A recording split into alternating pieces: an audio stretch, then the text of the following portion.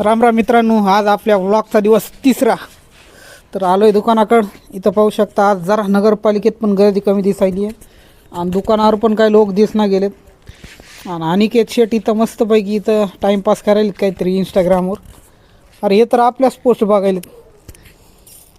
चला जाऊ द्या, मी पण आता मस्तपैकी इसरून घेतो. कसा दिसायले, मस्त दिसायले ना.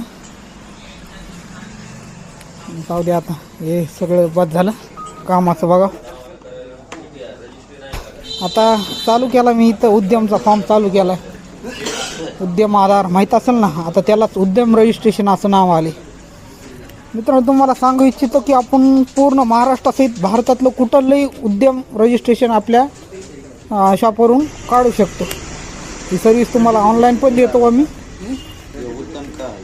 पहा, 10 ते 15 मिनटात उद्यम रजिस्ट्रेशन इश्यू झालं. ते झाल्यानंतर लगेच घरकुलचा फॉर्म घेतला हातावर. घरकुलचा फॉर्म घेताना जरा साईड लोड घ्यायली होती, ते झालं. एकदा दुकानाचा व्ह्यू बघून घ्या. दुपारचा व्ह्यू आहे हा. जरा आज ग्राहक कमीच होते आमच्याकडं. झाल्यानंतर आज आपल्या कालचे जे 2 नंबरचा व्लॉग होता, तर त्याचं एक यश तुम्हाला आज मी सांगू इच्छितो. जी योजना काहीच लोकांना माहीत नव्हती, म्हणजे आपल्या मित्रपरिवारामध्ये, त्यांच्यापर्यंत ही योजना नेण्यात आपण यशस्वी झालात. म्हणजे बऱ्याच मित्रांचे फोन आले की आम्हालाही या योजनेमध्ये फॉर्म भरता येईल का.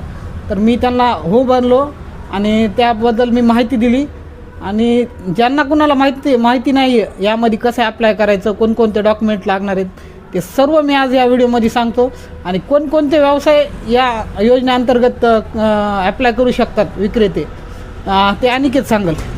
तर मित्रांनो, आपण या योजनेमध्ये कोणत्या कोणत्या व्यवसायासाठी अर्ज करू शकतात. त्यातला पहिला व्यवसाय आहे भाजी विक्रेते, दुसरा व्यवसाय आहे फळ विक्रेते, तिसरा व्यवसाय आहे चहा स्टॉलवाले, चौथा व्यवसाय आहे पान सेंटरवाले, 5वा व्यवसाय आहे कटलरी व्यवसाय आणि 6वा व्यवसाय आहे मसाला विक्रेते व किराणा.